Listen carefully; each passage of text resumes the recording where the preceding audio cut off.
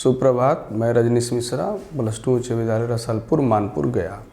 आज हम आप लोगों को 12th कक्षा में गद्य खंड से पाठ नंबर 6 और पाठ नंबर 7 की हम चर्चा करेंगे और इसमें आपको हम बताना चाहेंगे कि क्या क्या इस पाठ में दिया हुआ और क्या आपको परीक्षा उपयोगी प्रश्न आने वाले हैं। क्रैश कोर्स में उसी चीज़ का ध्यान रखा गया है कि जो आपको परीक्षा में प्रश्न आए उसका उत्तर आप आसानी से दे सकें। इसके साथ ही पाठ के कुछ संक्षिप्त विषय को भी यहाँ रखा गया और प्रश्नोत्तर भी रखा गया है। तो पाठ नंबर 6 जो हमारा है वह भगत सिंह द्वारा लिखा हुआ है और यहाँ पर पाठ का नाम दिया हुआ है एक लेख और एक पत्र। हमारे भगत सिंह महान क्रांतिकारी, देशभक्त, स्वतंत्रता सेनानी, जिनके बलिदान से हमारा देश स्वतंत्र हुआ और हमारे देश की क्रांति आगे बढ़ी, उनका जो विचार यहाँ पर है कि इस लेख में उन्होंने जो छात्रों को अपना विचार दिया, विद्यार्थियों को विचार दिया और पत्र जो अपने दोस्त को उन्होंने सुखदेव को लिखा है उसी पर चर्चा कर और बता रहा। और आज की राजनीति में भी और आज के हमारे भारत देश की परिस्थिति में भी इनकी जो बातें हैं, इनका जो विचार है बहुत ही महत्वपूर्ण स्थान रखता है।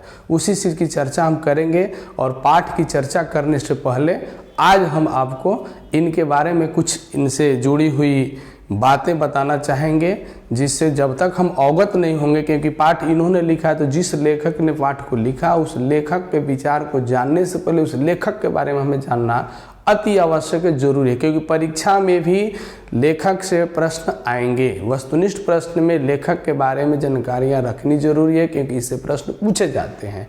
तो एक पत्र और एक लेख जो हमारा पाठ नंबर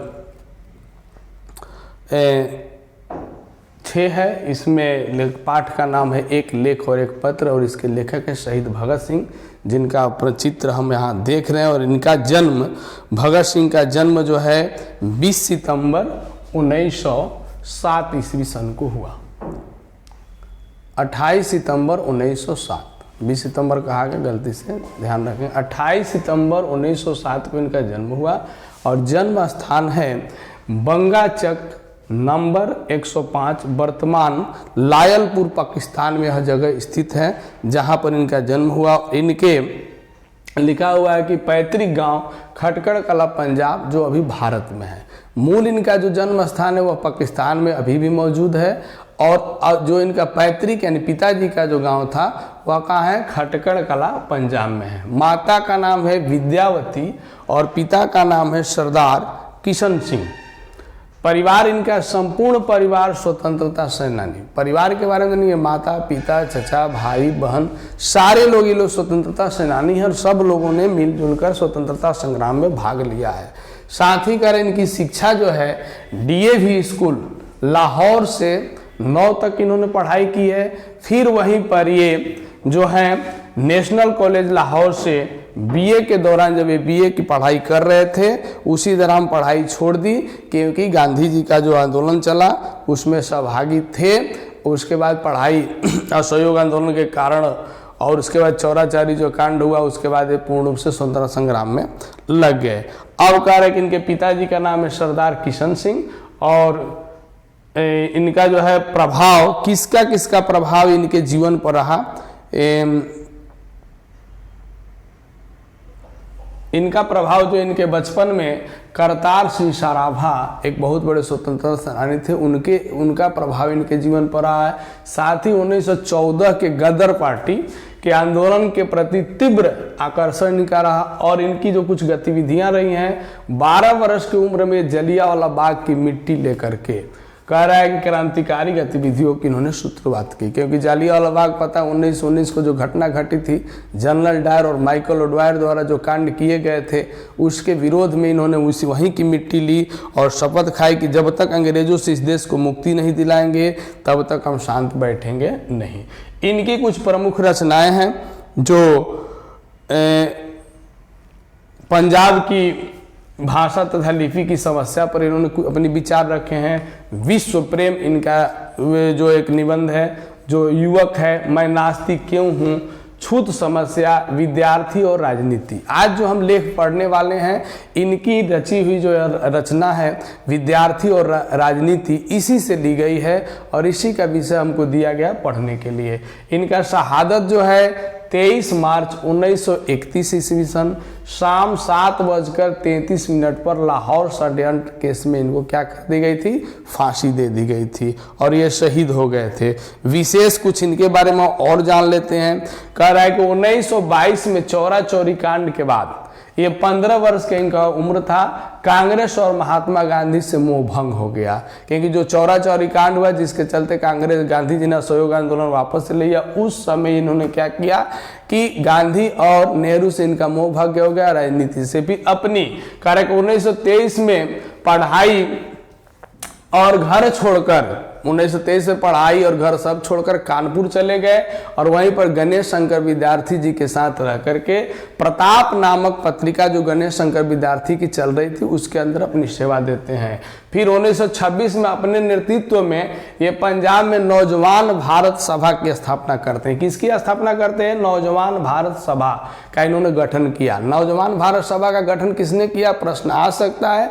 भगत सिंह ने किया है। और 1928 में 1928 से 31 तक चंद्रशेखर आजाद के साथ मिलकर, चंद्रशेखर आजाद भी बहुत बड़े हमारे स्वतंत्रता सेनानी रहे हैं, मिलकर हिंदुस्तान समाजवादी प्रजातांत्रिक संघर्ष का गठन इन्होंने किया और क्रांतिकारी आंदोलन को सघन रूप से छेड़ दिया। पूर्ण रूप से देश में स्वतंत्रता आंदोलन, क्रांतिकारी आंदोलन इन्होंने स्टार्ट कर दिया। और 8 अप्रैल 1929 को वे बकुटेश्वर दत्त और राजगुरु के साथ केंद्रीय असेंबली में बम फोड़ा और अपनी गिरफ्तारी दी और एक गिरफ्तार हुए। पहली गिरफ्तारी इनकी जो हुई थी वह अक्टूबर 1926 दशहरा मेले में, और दूसरी गिरफ्तारी इनकी बम विस्फोट के कारण मई 1927 ईस्वी में हुई थी। उसके बाद इनको फिर फांसी दे दी गई। अब यहाँ पर पाठ का जो सारांश है, जो पाठ आपको पढ़ने हैं उसके अंदर विषय क्या है उस पर हम थोड़ा चर्चा करेंगे कि इनका मुख्य विचार इसके अंदर क्या रहा। तो जो हम पाठ पढ़ने जा रहे हैं, लेख जो पढ़ने जा रहे हैं, क्योंकि इसके अंदर एक लेख और एक पत्र लिखा हो, तो जो पहला लेख है यह इनकी विद्यार्थी और राजनीति निबंध से ली गई है, जिसमें ये विद्यार्थियों के बारे में बताना चाहते हैं कि हमारे देश में विद्यार्थियों को राजनीति में भाग लेना चाहिए कि नहीं। राजनीति का अर्थ क्या है भाई? तो जो हम शासक के खिलाफ संघर्ष करते हैं वही राजनीति है। और यहाँ पर राजनीति की चर्चा वो करते हैं क्योंकि उस समय अंग्रेजी सरकार के द्वारा यह आदेश जारी कर दिया गया था कि विद्यार्थी जो हैं, जो भी कॉलेज में पढ़ते हैं, उनको राजनीति से दूर रहना चाहिए, उनको राजनीति में भाग नहीं लेना चाहिए। इसी पर ये अपना विचार दिए और अपना विचार रखे। यहाँ पर ये बता रहे हैं कि विद्यार्थी और राजनीति लेकर भगत सिंह विद्यार्थियों को दिशा निर्देश देना चाहे, बताना चाहे कि विद्यार्थी का मुख्य कार्य है क्या। तो यह भी मानते हैं कि विद्यार्थी का मुख्य काम है पढ़ना लिखना, राजनीति नहीं करना। लेकिन ये कह रहे हैं कि पढ़ाई के बिना जाए, लेकिन जब देश में समस्याएं, अगर हमारे देश में समस्या मुंह बाए खड़ी है, चारों तरफ हमें समस्या दिखाई दे रही है, तो यह विद्यार्थी का कर्तव्य बनता है कि पढ़ने लिखने के साथ वह राजनीतिक कार्यों में भी भाग ले, राजनीतिक संघर्षों में भी भाग ले और उस समस्या से देश की जनता समाज को मुक्ति दिलाए। यही इनका मुख्य विचार रहा और इसी पर ये प्रकाश डाल रहे हैं और बता रहे हैं।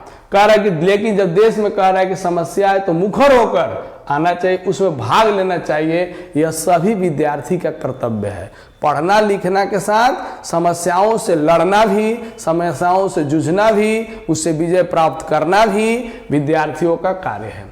फिर कहते हैं कि अब एक उदाहरण देते हैं कि हमारे देश में क्या हुआ, पाबंदियां लगा दी। पंजाब सरकार तो और आगे निकल गई, वहां पर तो एक बजाबते शपथ पत्र लिया जाने लगा कि जो भी विद्यार्थी यहाँ पढ़ते हैं उनको लिख के देना होगा कि जब तक हम पढ़ेंगे तब तक हम जो है राजनीतिक जो भी सभाएं होगी, जो भी कार्य होगा उसमें हम भाग नहीं लेंगे। यह पंजाब का। कुछ प्रोफेसर लोगों ने भी यह विचार दिया। एक बार लाहौर में मीटिंग हुआ था, कहते कि वहां पर भी सीधा उन लोगों ने कहा कि नहीं, विद्यार्थियों को इसमें भाग लेना नहीं चाहिए। तो मेरा मानना है कि हमारा देश गुलाम है और हमारे देश में बहुत सारी समस्याएं हैं। अब जो राजनीतिक संघर्ष चल रहा है, स्वतंत्रता संघर्ष चल रहा है, इसके अंदर हमारे विद्यार्थियों को पूर्ण रूप से सहयोग करना चाहिए। क्योंकि जब ब्रिटेन पे, यहां बता रहे हैं कि जब इंग्लैंड पर समस्या आई, जब इंग्लैंड पर समस्या आ गई तो वहां के जितने भी विद्यार्थी थे कॉलेज छोड़कर वे जर्मनी के खिलाफ लड़ाई में आगे आ गए और जब तक विजय प्राप्त नहीं किए तब तक लड़ते रहे, पढ़ाई लिखाई छोड़ दी, राजनीति संघर्ष। जब वे कर सकते हैं तो हम क्यों नहीं कर सकते हैं, हम भी वह काम कर सकते हैं। इसलिए यहाँ पर इन्होंने इंग्लैंड का उदाहरण दिया और बताया। लेकिन भारत देश में आज जो स्थिति है वह समझ से परे है। भारतीय विद्वान कहते हैं कि विद्यार्थियों को राजनीति में भाग लेना नहीं चाहिए। कहे भाई, क्योंकि उनका सिर्फ यही काम है पढ़ाई लिखाई करना, और पंजाब ने हद कर दी। पंजाब ने बातें मैंने आपको बताई, कह रहा है कि पंजाब में तो हद हो, विद्यार्थियों से कॉलेज में दाखिला लेते समय इस शर्त पर हस्ताक्षर किया जा रहा है कि तुमको भाग नहीं लेना है। कुछ दिन पहले लाहौर में जब ये लोग सम्मेलन में जुटे हुए तो वहां पर इनके दो प्रोफेसर थे, एक था अब्दुल कादर और दूसरे प्रोफेसर का नाम है ईश्वर चंद्र नंदा। इन्होंने इस बात पर जोर दिया, कहा कि विद्यार्थी को राजनीति में हिस्सा लेने की आवश्यकता नहीं है, क्योंकि विद्यार्थी का काम सिर्फ क्या है, पढ़ना पढ़ना पढ़ना है। तो इस विचार से यहाँ पर हमारे बता रहे हैं। फिर कहते हैं कि उन्होंने अपना पूरा ध्यान उस ओर लगा देना चाहिए। कह रहा है कि लेकिन क्या देश की परिस्थितियों का ज्ञान और उसका सुधार या उपाय सोचने की योजना पैदा करना विद्यार्थियों का काम नहीं है। और वो शिक्षा जो हमको शिक्षा दी जा रही है, जो हमारी शिक्षा भी है और जो शिक्षा हमें दी जा रही है, अगर वह हमारी समस्याओं का निदान नहीं कर सकती, हमारी जो भी मूलभूत परेशानियां उसका निवारण नहीं कर सकती, तो उस शिक्षा को कहते हैं कि निकम्मी शिक्षा है। क्योंकि यह अंग्रेजी शिक्षा जो है सिर्फ हमको क्लर्की सिखाएगी, सिर्फ क्लर्की करना सिखाएगी। उस शिक्षा से हमें कोई वास्ता नहीं और वैसी शिक्षा हमें सीखने की भी जरूरत नहीं है। फिर कहते हैं कि आज भी हमारे समाज में क्या स्थिति है, हमारे समाज में इस शिक्षा ग्रहण करने के बाद होता क्या है हमारे समाज में, तो आज भी हमारे समाज में क्या है, गैर बराबरी है, भेदभाव है, अशिक्षा है, अंधविश्वास है, गरीबी है, अन्याय है, आदि सारे दुर्गुण एवं अभाव अभी भी जमे हुए हैं। सांस्कृतिक स्वाधीनता का लक्ष्य अभी बहुत दूर है। बेहतर मानवीय जमे हुए हैं। बेहतर मानवीय व्यवस्था के लिए आज भी राजनीतिक संघर्ष जारी है। और इसी राजनीतिक संघर्ष को जब विद्यार्थी करते हैं तो कहा जाता है कि विद्यार्थी राजनीति कर रहा है। हम राजनीति नहीं, हम संघर्ष कर रहे हैं, गरीबी से संघर्ष कर रहे हैं, भेदभाव से संघर्ष कर रहे हैं, अशिक्षा से संघर्ष कर रहे हैं, अंधविश्वास से संघर्ष कर रहे हैं। यह राजनीति नहीं, यह हमारा संघर्ष है। यही कहकर विद्यार्थियों को जगाना चाहते हैं और देश के प्रति उनका जो योगदान है उसको बढ़ाना चाहते हैं। फिर कहते हैं कि आज भी हमारे यह स्थिति ये बताते हुए हमारे भगत सिंह विद्यार्थियों को प्रेरणा दे रहे हैं, कह रहे हैं। पूरे इस लेख में विद्यार्थियों से संबंधित लेख है। दूसरा जो है पत्र, इस पत्र में भगत सिंह ने अपने जो उनके प्रिय मित्र हैं उनका नाम है सुखदेव, सुखदेव जी को पत्र लिखते हैं। क्योंकि सुखदेव पहले भगत सिंह को पत्र लिख चुके थे कि मेरे दोस्त अब हमें जीने की इच्छा नहीं है, अब चाहता हूं मैं आत्महत्या कर लूं। कारण क्या है? कारण यह है कि अब हमसे कष्ट बर्दाश्त होता नहीं। जो दुख हमको अंग्रेजी सरकार दे रही है, जो पीड़ा हम सह रहे हैं, अब वह असहनीय हो गया है। अब हम चाहते हैं कि आत्महत्या कर लें। जब ऐसी बात भगत सिंह को पत्र के द्वारा पता चलता है तो फिर भगत सिंह उसको पत्र लिखते हैं सुखदेव को और समझाते हैं कि मेरे दोस्त, हम लोगों ने जिस उद्देश्य से इस क्रांति को शुरू किया था, जिस उद्देश्य से हम लोगों ने आंदोलन को शुरू किया था, हमारे आंदोलन का मुख्य लक्ष्य ही था सेवा और कष्ट।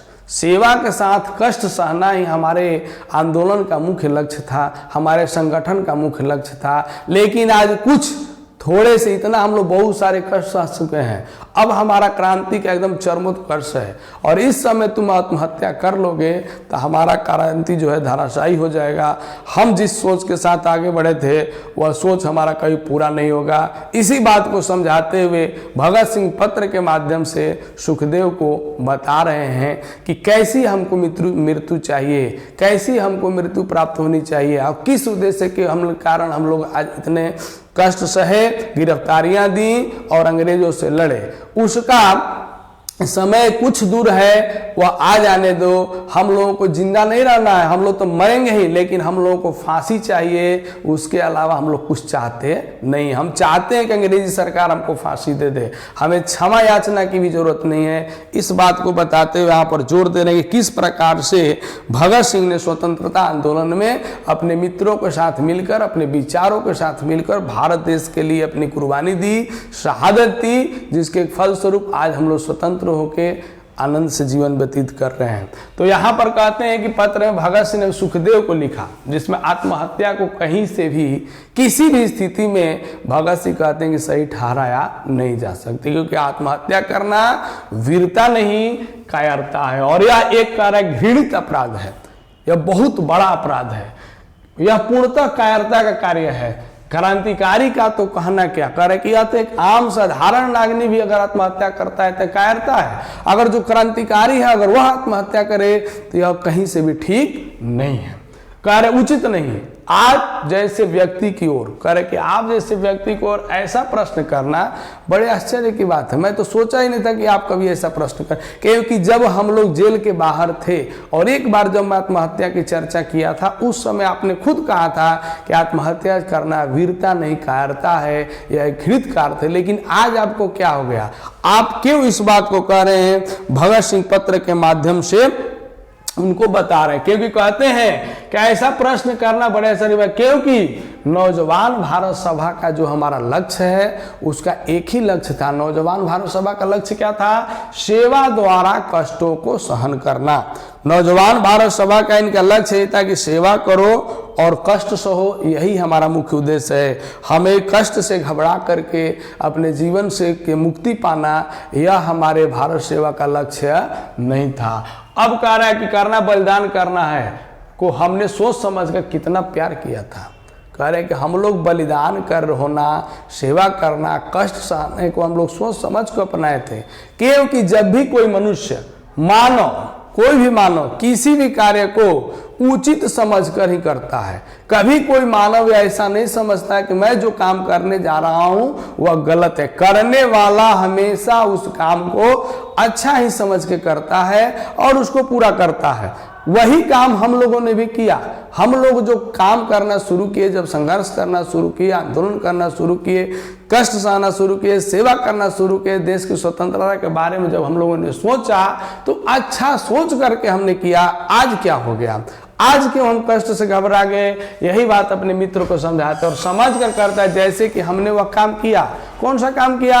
हमने असेंबली में जाके बम फोड़ा। हमको पता था कि ये फोड़ने के बाद होगा क्या, लेकिन हम उस कार्य को यह समझ लिए थे कि नहीं, जो हम काम कर रहे हैं वह सही है और 100% सही है। तब हम लोगों ने बम फोड़ा, अपनी गिरफ्तारियां दी और उसके बाद जो हम लोग कष्ट सहे, जो हम पीड़ा सही, जो हमने बलिदान दिया, जो हमने त्याग किया, वह सत्यप्रद सही है। हम लोगों का घबराने की आवश्यकता नहीं है। अब कुछ दिनों की बात है जब हमारा आंदोलन ऊंचाइयों पर होगा। फिर यहाँ पर समझाते हुए कहते हैं, अपने मित्र दोस्त को बता रहे हैं और कह रहे हैं, फिर दूसरी बार कहते हैं कि किया था, संघर्ष में मरना एक आदर्श मृत्यु है। अगर हम लोग संघर्ष करते हुए मर जाएंगे, आंदोलन के लिए मर जाएंगे, स्वतंत्रता के लिए मर जाएंगे, तो इस मृत्यु को आदर्श मृत्यु कहा जाएगा। यहाँ पर प्रश्न भी है कि भगत सिंह के द्वारा आदर्श मृत्यु क्या है? तो संघर्ष करते हुए, आंदोलन करते हुए मरना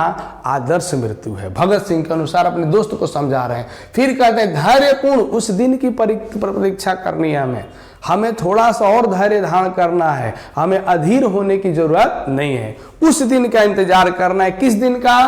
कि जब यह हमें सजा सुनाई जाती है, और सजा में हमको यही चाहिए, फांसी की सजा। इससे कम हमें सजा की जरूरत नहीं है। हम माफीनामा भी नहीं मांगेंगे, उसे क्षमा भी नहीं मांगेंगे, हमको वो फांसी दे, इस दिन का हमें इंतजार करना। और फांसी दी जाएगी, यह मृत्यु जो होगी, जब हमको फांसी दी जाएगी तो यह मृत्यु हमारी सुंदर होगी। और कह रहे हैं सुंदर होगी, परंतु आत्महत्या करना केवल कुछ दुखों से बचने का है। इस दुख से बचने के लिए अपने जीवन को समाप्त कर देना वीरता नहीं मेरे मित्र, कायरता है। तुम इस चीज को समझ लो। इसीलिए अपने मन से आत्महत्या की बात तुम निकाल ही दो। मैं आपको बताना चाहता हूं कि विपत्तियों यह लाइन समझने योग्य है सभी के लिए कि विपत्तियां व्यक्ति को पूर्ण बनाने वाली होती है। कष्ट जब हमारे ऊपर आता है तो मानव जीवन पूर्ण बनता है। बिना कष्ट के मानव जीवन कभी पूर्ण बनता नहीं है, क्योंकि हमारे सुमित्रानंदन पंत ने भी कहा है कि जग पीड़ित है अति दुख से, जग पीड़ित रहे अति सुख से, मानव जग में बट जाए दुख सुख से और सुख दुख से। यानी दोनों आना चाहिए, जीवन में सुख भी है जीवन में दुख भी, तभी मानव जीवन परिपूर्ण होगा। उसके बाद यहाँ कवि यहाँ पर यही बात को यह दर्शाना चाहते कि जब तक कष्ट नहीं तब तक जीवन में पूर्णता नहीं है। तो मेरे दोस्त अगर हमारे पास कष्ट आया है, दुख आया है, इसको हम सह लेते हैं, हमारा जीवन पूर्ण हो जाएगा। फिर कहते हैं कि हम में से किसी ने किंचित कष्ट नहीं किया है। अब पता है मित्र, हम लोग पढ़ते समय कभी कोई कष्ट नहीं किया, अभी तो कष्ट सहने का मौका आया है। हम लोग तो बहुत अच्छे स्कूल में पढ़ते थे, अच्छा जीवन जीते थे, चाहते हुए तो और अच्छा जीवन जी सकते थे, लेकिन नहीं, हम लोगों ने स्वेच्छा से कष्ट को अपनाया है, स्वेच्छा से दुख को अपनाया है। तो इस दुख से भागने की जरूरत नहीं है। हमारे जीवन का यह भाग तो अभी आरंभ हुआ है, अभी शुरू हुआ है, और शुरू हुए में ही तुम कहते हो कि मैं हबड़ा गया और मैं आत्महत्या कर लूंगा, यह कहीं से भी सही नहीं है। मुझे अपने लिए कहते हैं कि देखो, मैं तो साफ बता रहा हूं, अगर तुमको माफीनामा चाहिए, तुमको क्षमा चाहिए, चाहे तुम इस जीवन से मुक्ति पाना चाहते हो, तो मैं अपने लिए सिर्फ क्या मांगता हूं? मृत्यु दंड मांगता हूं। हमें मृत्यु दंड मिले, इससे कम मुझे किसी प्रकार की पूर्ण क्षमा या नम्र व्यवहार का तनिक भी आशा नहीं है इन लोगों से। और मैं चाहता भी नहीं हूं कि अंग्रेजी सरकार हमको क्षमा कर दे, हमारे साथ नम्र व्यवहार करे, जैसी वह व्यवहार करती वैसी करे। हमें क्षमा दंड चाहिए, हमें क्षमा चाहिए नहीं, हमें तो सिर्फ मृत्यु दंड चाहिए। और यही हम मांग रहे हैं भगत सिंह, और अपने मित्रों को समझा रहे हैं। लास्ट में कहते हैं कि मेरी अभिलाषा है, भगत सिंह की अंतिम अभिलाषा क्या है, इच्छा क्या है, भगत सिंह इसमें अपने पत्र के माध्यम से अपने मित्र सुखदेव को बता रहे हैं कि मेरी यह अभिलाषा है कि जब यह आंदोलन अपने चरमोत्कर्ष पर है, जो हम लोगों ने आंदोलन शुरू किया है, अपनी ऊंचाइयों पर रहे पहुंचे, उसी समय मुझे फांसी दे दी जाए। जब पूरे देश में आंदोलन जारी रहे और हमको फांसी दी जाए, तब जब देश के कह रहे हैं इंपॉर्टेंट दे दी जाए, जब देश के भाग्य का फैसला हो रहा हो, तो आदमी को कह रहा है कि व्यक्तियों के भाग्य को पूर्णता भुला देना चाहिए। जब पूरे देश का भाग्य का फैसला हो रहा है तो हमको अपने भाग्य से कोई मतलब नहीं। अगर है भी किसी व्यक्ति को तो उस भाग्य को भुला देना है, उस फल को भुला देना है, क्योंकि हमारे एक के चलते पूरे देश का ह्रास हो सकता है, नाश हो सकता है, देश को वो फायदा नहीं हो सकता है। तो अपने भाग्य के फैसला, अगर देश का भाग्य का फैसला हो रहा है तो अपने भाग्य के फैसला को छोड़ देना है, भुला देना है। क्रांति तो केवल सतत कार्य करते रहने से, प्रयत्नों से और कष्टों से होता है, आनंद मनाने से क्रांति होता नहीं है। क्रांति का मतलब ही है कष्ट, दुख और बलिदान, इससे कम क्रांति का कोई मतलब नहीं। अगर तुम क्रांति करने के लिए आगे बढ़े हो तो कष्ट सहो, दुख सहो और बलिदान दो, इसके सिवा कुछ दूसरा चीज नहीं है। कहती है और की जाएगी। निष्कर्ष, इस पाठ में भगत सिंह बताना क्या चाह रहे हैं? इस पत्र में भगत सिंह और सुखदेव के बीच अतरंग संवाद, दोनों दोस्तों में जो आपसी बात थी, अंदर की बात थी, यहाँ प्रदर्शित हुआ है। और यह एक शिक्षाप्रद झलक कारा किसे मिलती है, जो कि मनुष्य के लिए प्रेरणा स्रोत है। पूरे क्रांति के बारे में था और किस तरीके से भगत सिंह ने क्रांति किया, सुखदेव ने किया, राजगुरु ने किया, और वे लोग फांसी पर चढ़े, और उसी के कारण हमारे देश में स्वतंत्रता हमको प्राप्त हुई, यह सबको पता है। इनका भी योगदान महत्वपूर्ण रहा है, जिनके योगदान को हम लोग भुला नहीं सकते हैं। तो इस पाठ में भगत सिंह ने दो चीज़ पर विचार दिया, एक विद्यार्थी को राजनीति में भाग लेना है कि नहीं, संघर्ष करना है कि नहीं, और दूसरा अपने जब हम क्रांति करने के लिए आगे बढ़ते हैं तो हमें हटना है कि आगे बढ़ना है, क्योंकि क्रांति बलिदान मांगती है, क्षमा नहीं। इसमें कुछ प्रश्न हैं जो आपको परीक्षा उपयोगी हो, जो एग्जाम में आज आ सकते हैं, मैंने यहाँ लिख दिया है, बता रहे हैं। क्या आज आज़ादी के संपूर्ण लक्ष्य हासिल कर लिए गए हैं? जो हमारे देश में स्थिति है, कह रहे कि जो आज़ादी हमें प्राप्त हुई, चाहे आज़ादी मिली है, क्या सारे लक्ष्य हासिल हो गए हैं? नहीं।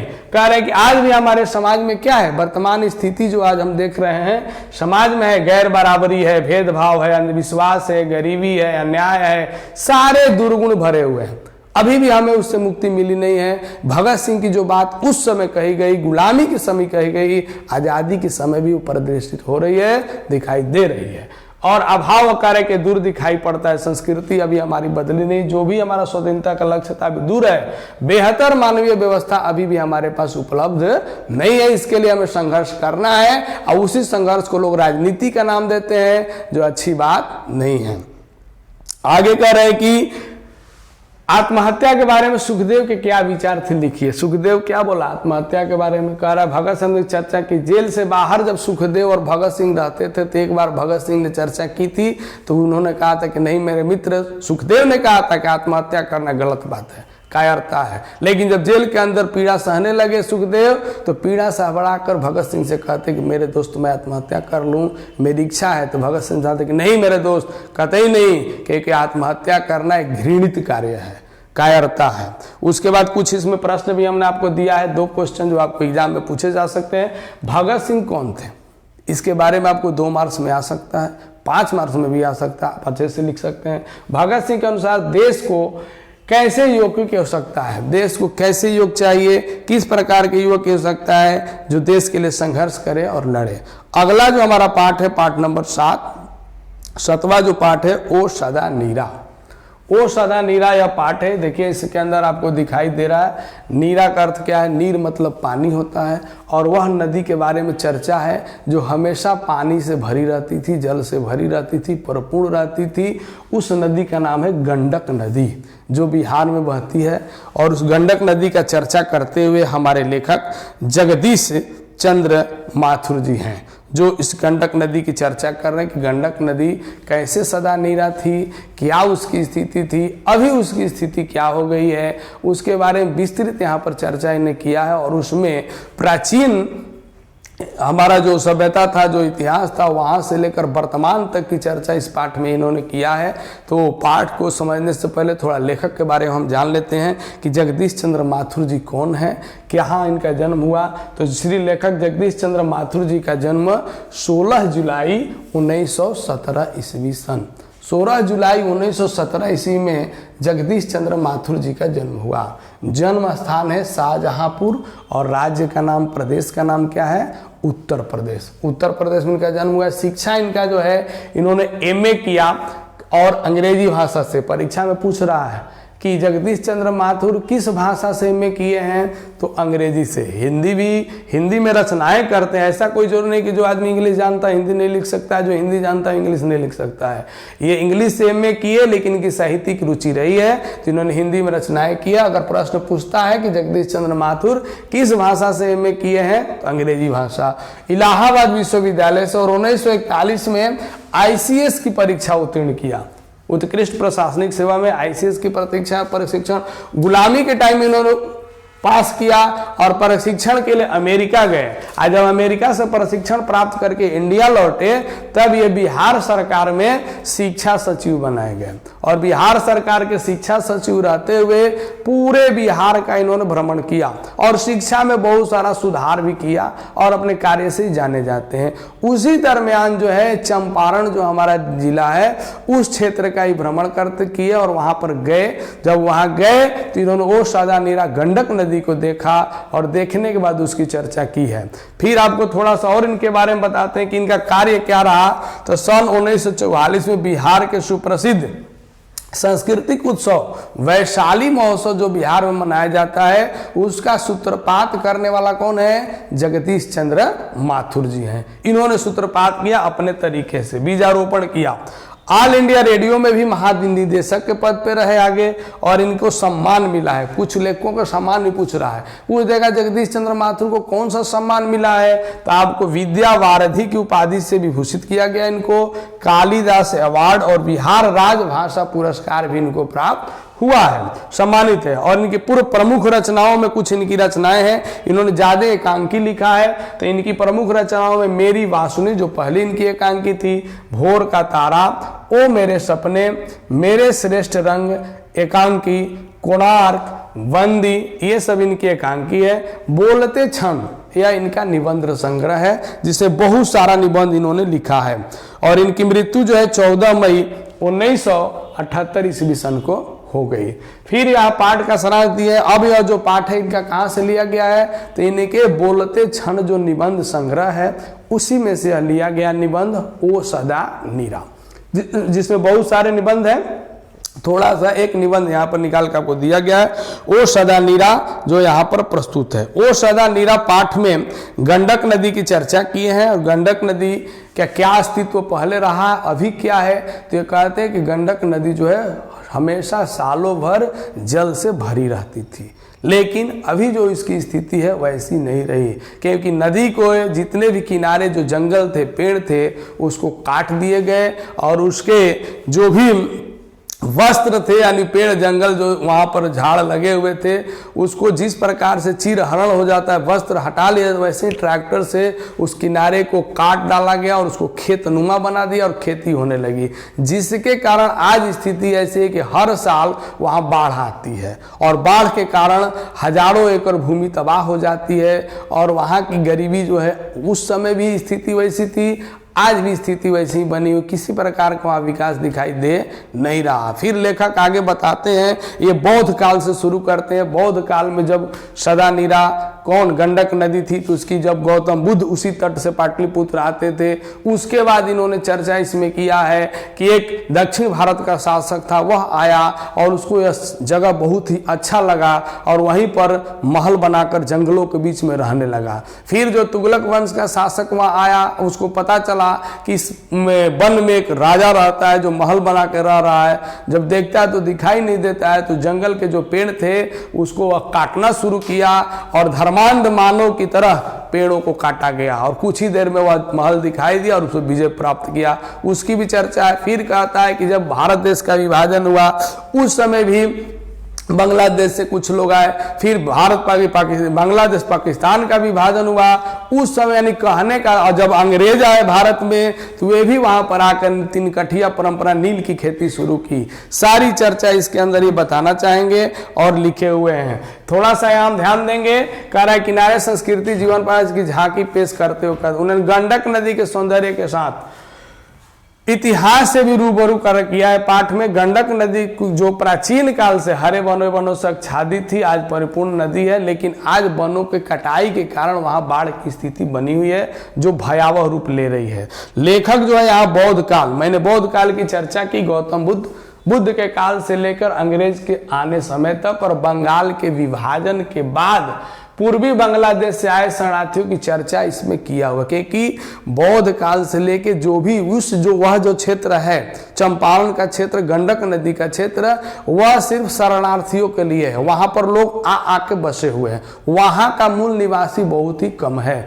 जब गौतम बुद्ध के टाइम में बौद्धिस्ट का था, फिर आपके दक्षिण भारत का शासक आया, फिर उसके बाद से क्या से तुगलक वंश वाला मुसलमान शासक आया, फिर उसके बाद अंग्रेजों का जब शासन आया तो अंग्रेज भी उस क्षेत्र को सुरक्षित माने, क्योंकि वह भूमि चारों तरफ से नदियों से घिरी हुई थी और वहीं पर जाकर उन लोगों ने अपना बिजनेस प्रारंभ किया और अपनी खेती प्रारंभ की, जिसको हम महत्वपूर्ण जानते हैं नील की खेती वहां पर शुरू किया, क्योंकि उस जमाने में रंग जो थे वह नील से ही बना करते थे और उस नील से जब रंग बनते थे तो नील का डिमांड ज्यादा था, तो ये लोग भारत भूमि का इस्तेमाल शुरू किया और वहां पर जितने भी किसान थे वहां पर 3 कठिया परंपरा प्रारंभ कर दिया। 3 कठिया परंपरा का मतलब क्या है कि हर किसान को 20 कट्ठा खेत में 3 कट्ठा नील की खेती करनी अनिवार्य थी, अगर नहीं करेगा तो उसके खेत को जब्त कर लिया जाता था। यह अंग्रेजों का दुष्चक्र चला और वहां पर ना कोई शासन की व्यवस्था जा पाती थी ना आ पाती थी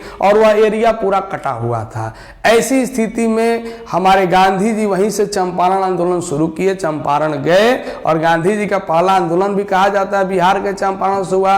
नीलवरों की समस्या से वहां को किसानों की मुक्ति दिलाने के लिए गांधी जी वहां जाते हैं और जा करके गांधी जी वहां क्या करते हैं, अंग्रेजों से आंदोलन संघर्ष करते हैं, उनके खिलाफ क्रांति छेड़ते हैं, बाद में वो समस्या नहीं जाती। लेकिन उसके पहले अंग्रेज लोग किए क्या, उस क्षेत्र को अपना बना लिया और वहां पर जो जनजातियां रहती थी वहां पर 2 मुख्य रूप से जनजातियों की चर्चा है। एक जनजाति है थारू जनजाति और एक है धांगड़ जनजाति।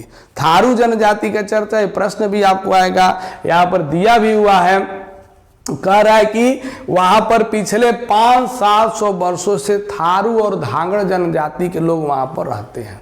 थारुओं का कहना है कि मेरा जो उद्गम स्थल है वह थार राजस्थान से है और वहीं से हम लोग यहाँ आकर रहते हैं और अपना वह काम करता है, खेती मुख्य उनका काम था।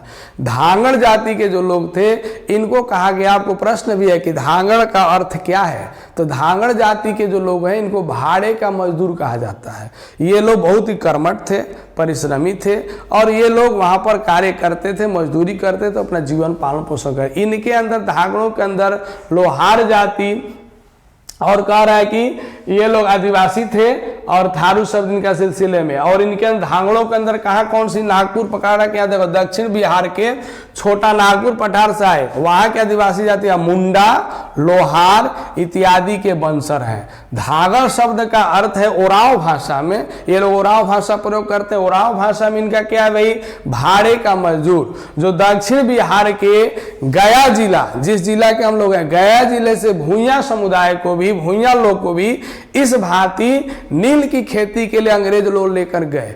यानी सब वहां पर लोग जो हैं यहाँ वहां इधर उधर से आए हुए लोग वहां बसे और यहाँ से जो परिश्रमी भूया जाति के लोग बहुत ताकतवर परिश्रमी है, इसलिए इनको वहां ले जाया गया और ले जाकर वहां पर नील की खेती कराई गई। और नील की खेती से जो अंग्रेजों को फायदा हुआ, पूरे नील हुआ, खेती करके नील विदेशों में भेजते थे, रंग बनाए जाते थे। इस तरह दक्षिण का रक्त और संस्कृति इस प्रदेश की निधि बन गई। दक्षिण भारत से लेके, उत्तर भारत से लेके, दक्षिण बिहार से लेके, उस सारे भी हम सारी संस्कृति वहां जुटी हुई है। और कह रहे कि इतिहास की कीमियाई रासायनिक प्रक्रिया बताता है, यानी संस्कृतियों का सम्मिश्रण हुआ, मिल गए। वह जो है थारू सम्मिश्रण और भूया सम्मिश्रण और धांगड़ सम्मिश्रण, सारे जातियों को, सारे संस्कृति का सम्मिश्रण होके वे गंडक नदी पर बस गए और रहने लगे। इस प्रकार सभी संस्कृतियों को लोग गंगा किनारे रहने लगे और अपना जीवन बसर करने लगे। अब थोड़ा सा यद्यपि कह रहा है कि यहां पर दिया है कि यद्यपि मेरे अनुरोध पर एक देहाती प्रदर्शनी का वहां आयोजन किया गया। जब यहाँ गए ये लेखक वहां रहने लगे तो उन लोगों की संस्कृतियों को देखा, थारुओं की संस्कृति को देखा, धांगड़ों की संस्कृति को देखा और देख करके उन्होंने कहा कि एक यहाँ पर संस्कृति कल्चर एक आयोजन किया जाए। और उसमें संस्कृति कल्चर का आयोजन हुआ तो उसके अंदर उन लोगों ने अपना जो प्रदर्शनी दिखाया। तो थारू लोगों की मुख्य प्रदर्शनी क्या थी, क्या उनकी कलाकृतियाँ थी, तो ये लोग खूब सुंदर एक दिया बनाते थे और उसको कलर पेंट करके और उसको सजा के रखते थे। दूसरी उनकी संस्कृतियाँ थी कि वे लोग क्या करते थे कि मूंज बटोर करके उससे खूब सुंदर डलिया बनाते थे, रंग का निर्माण करके उसको रंगते थे, फिर उसके अंदर सीपों को बटोर करके उसमें झालर टाइप से बना लेते थे और उस डलियों को सजा करके रखते थे। जब कभी किसी के घर में शादी होती थी और शादी होने के बाद जब उनके यहाँ कल्चर था कि पहली बार जो बहू है, क्योंकि सारे लोग खेती करते थे, तो जो उसका पति खेती करता था खेतों में, तो वह बहू जो है अपने पति को पहला दिन जब जाएगी खेत पर खाना लेकर के, भोजन लेकर के, तो वह तरीका था, उनका सिस्टम था कि उस डलिए में पहले सर पे पीढ़ा रखेगी, पीढ़े के ऊपर डलिया रखेगी, डलिए के ऊपर खाना रखेगी और वह झालर लटकर जब वह चलती थी खाना लेकर तो जो आवाज होती थी उससे लोगों को पता चल जाता था कि नई दुल्हन खाना लेके जा रही है। और धांगड़ों की कल्चर क्या थी कि दिन भर वे लोग काम करते थे और शाम में जब इकट्ठा होते थे तो सामूहिक नृत्य करते थे। इस तरीके से उनका जीवन बसर चल रहा था और वो लोग अपने काम में लगे हुए थे। आगे कहते हैं कि अब समस्या जब वहां किसानों की आ गई, तीन कठिया समस्या अंग्रेजों की आ गई, गांधी जी वहां पहुंच गए।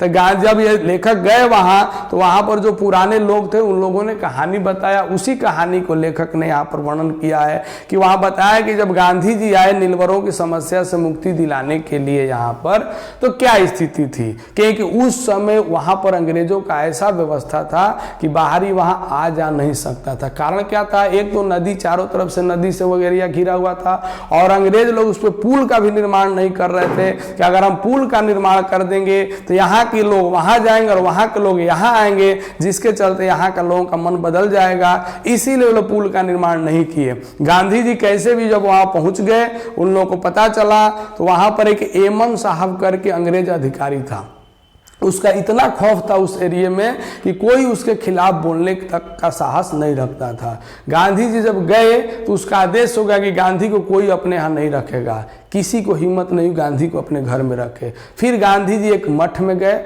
और वहीं पर मठ में भी नहीं रहे, मठ के सामने एक पेड़ था, उस पेड़ के नीचे अपना निवास स्थान झोपड़ी बनाकर रहने लगे। कुछ दिनों बाद एमन साहब ने उस झोपड़ी को भी जलवा दिया। उसके बाद गांधी जी वहाँ गांव-गांव घूमे और घूम करके देखे कि यहाँ के लोग बहुत अशिक्षित हैं, पढ़े लिखे नहीं हैं, यानी पहले शिक्षा का प्रसार करना होगा। इसीलिए जगह जगह 2-3 गाँवों में उन्होंने आश्रम खोला और वहाँ शिक्षा का केंद्र बना। वहाँ पढ़ाने के लिए गांधी जी ने क्या किया, महाराष्ट्र से और गुजरात से शिक्षकों को बुलाया और वहाँ लोग रह के शिक्षा देना शुरू किए। साथ ही गांधी जी की पत्नी कस्तूरबा गांधी भी वहाँ आई, देवदास गांधी भी आए और उस आश्रमों में रहकर उन्होंने सेवा की। गांधी जी वहाँ पर बहुत दिन तक रहे और उसके बाद उनकी शिक्षा का मुख्य उद्देश्य क्या था, गांधी जी का शिक्षा का, क्योंकि गांधी जब वहाँ रहने लगे एमन साहब का अत्याचार था ही, उसका सामना करते थे। और अंग्रेजों का क्या था, यहाँ पर थोड़ा सा दिया हुआ है कि बेतिया राज की जमींदारी में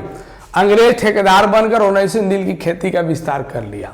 रंग बनते थे और 50 देशों में बहुत मांग थी। यहाँ देखो, यह कट्ठा 20 कट्ठा में 3 कट्ठा, 3 कट्ठिया परंपरा यहाँ लिखा गया है। हर 20 कट्ठा खेत जमीन में 3 कट्ठा की नील खेती करना किसानों को रखना जरूरी था। इस 3 कट्ठिया परंपरा से किसान बहुत परेशान थे, उन्होंने ज्यादा लगान टैक्स लिए जाते थे। अंग्रेजों के आतंक से वहां किसान बहुत परेशान थे।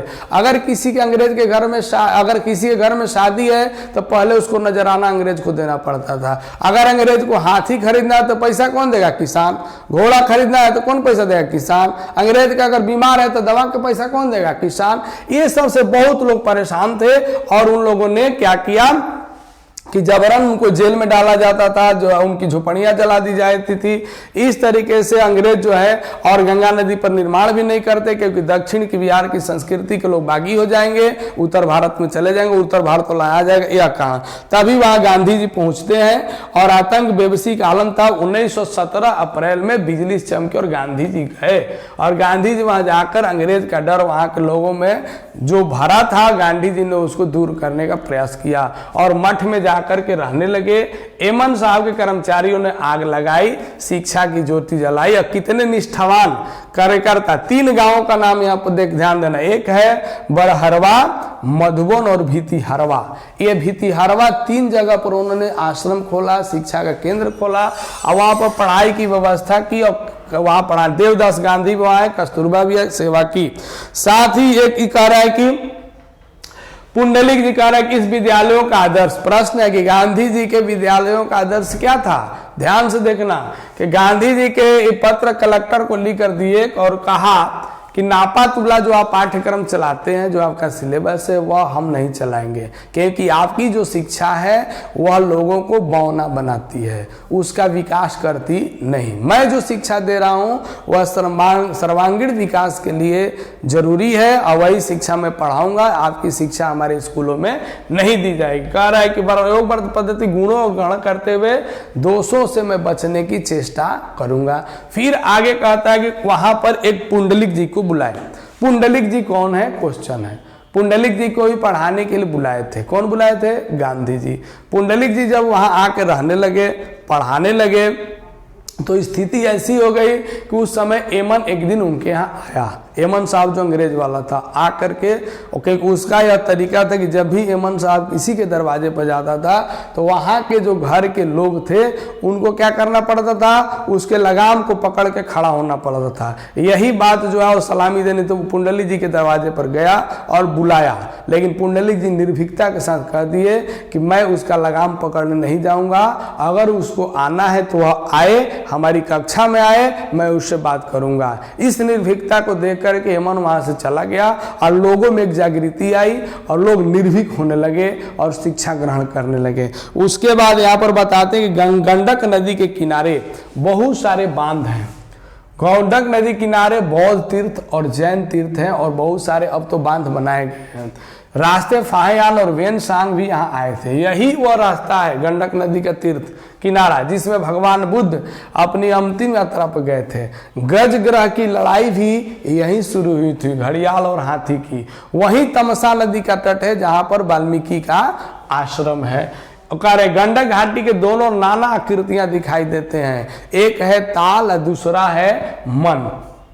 ताल दिखाई देते हैं, एक उथले ताल है, एक गहरे ताल है। तालों को चोर और मन कहा जाता है। चोर ताल कौन है भाई? तो चोर उथले ताल हैं जिनमें पानी जाड़ों और गर्मियों में कम हो जाता है, वहां खेती होती है। अब मन गहरे ताल होते हैं जिसके अंदर सालों भर पानी भरा रहता है। शब्द अवकार है किया जो है मन विशाल गहरे ताल है, मानस ब्रंश है। आज भैंसा लोटन में क्या है, भारतीय जो इंजीनियर हैं वहां पर जाल बिछा रहे हैं, तारों का जाल बिछा रहे हैं, बांध बनाए जा रहे हैं, क्योंकि वह जो बांध बन जाएगा तो उससे पानी की भी सिंचाई होगी, बिजली का भी उत्पादन होगा, पीने वाली पानी की व्यवस्था होगी, खेती की भी व्यवस्था हो जाएगी। इस कारण भारत के इंजीनियर वहां लगे हुए हैं और जंगल के इस बीच नवीन जीवन केंद्र का क्या कर रहे हैं, निर्माण कर रहे हैं। लेकिन एक भयावह स्थिति गंडक नदी से है जो बाढ़ की समस्या है, उससे भी निपटने के लिए हमारी सरकारें कार्य कर रही हैं, हमारे इंजीनियर लगे हुए हैं।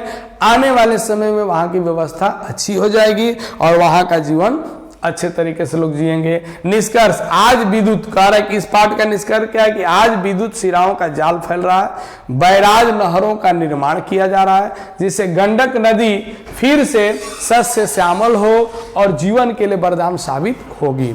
इसमें हमने कुछ प्रश्न आपको दिए हैं जो परीक्षा में आने वाले हैं। धांगड़ शब्द का अर्थ क्या है? तो धांगड़ छोटा नागपुर के आदिवासी लोग हैं जिन्हें भाड़े का मजदूर कहा जाता है और उनमें बहुत परिश्रमी होते हैं और कहां से लाए गए सारा वर्णन है। बलिष्ठ और बलवान, इसी में हमारे भूइया जाति के लोग भी वहां गए हैं। पुंडलिक जी कौन थे? पुंडलिक जी महात्मा गांधी ने भितिहरवा में उनको शिक्षा देने के लिए बुलाया था।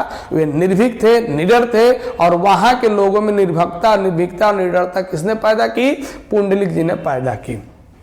कार्य या पुंडलिक जी के बारे में लिखा हो। दूसरा है गांधी जी के शिक्षा का आदर्श क्या है? तो गांधी जी कहते थे कि जो अंग्रेजी शिक्षा दी जा रही है, अंग्रेजों द्वारा 2 पाठ्यक्रम चालू किए गए हैं, वह लोगों को बौना बनाता है, लेकिन हम जो शिक्षा दे रहे हैं वो सर्वांगीण विकास होगा और उसमें जो हमारे बच्चे निर्भीकता और शालीनता और जो भी उनकी चेतना है वो जागृत होगी और शिक्षा को सीखेंगे। इसीलिए अंग्रेजी शिक्षा जरूरत नहीं है। इसमें 2 प्रश्न आपको गृह कार्य में हमने दिया है। गंगा पर पुल बनाने में अंग्रेजों ने क्यों दिलचस्पी नहीं ली? इस नहीं लिया कि दक्षिण का जो संस्कृति है उत्तर में चला जाए, उत्तर दक्षिण, यानी यहाँ के लोग वहां जाएंगे, वहां के लोग यहाँ आएंगे, तो हमारा जो विचारधारा, हमारा जो शासन चल रहा है वो नहीं चल पाएगा।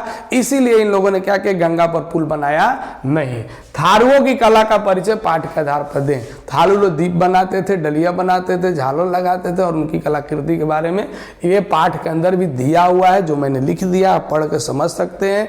यानी पूरे किताब पढ़ने की जरूरत नहीं, अगर आप इस सारांश को पढ़ लेते हैं, समझ लेते हैं, पाठ को सुन लेते हैं, तो स्पष्ट रूप से आप कोई भी प्रश्न का उत्तर इस पाठ से दे सकते हैं। तो आज मैंने आप लोगों को 2 पाठों की चर्चा की। एक पाठ था एक लेख और एक पत्र भगत सिंह द्वारा जो लिखा हुआ है, और दूसरा पाठ जो मैंने चर्चा की है वह है ओ सदा नीरा, जिसके लेखक जगदीश चंद्र माथुर जी हैं। अगला क्लास में फिर हम उपस्थित होंगे, तब तक के लिए होमवर्क जो दिए आप कर लीजिएगा। साथ ही वस्तुनिष्ठ प्रश्न की चर्चा मैं बार बार कर रहा हूं। जो भी कवि परिचय, लेखक परिचय, उससे आप स्वयं 5 इस पाठ से और 5 इस पाठ से 10 प्रश्न अपने आप तैयार कीजिए, उसका आंसर भी आप लिखिए, 1 वर्ड आंसर, यही करना है। थैंक यू, धन्यवाद।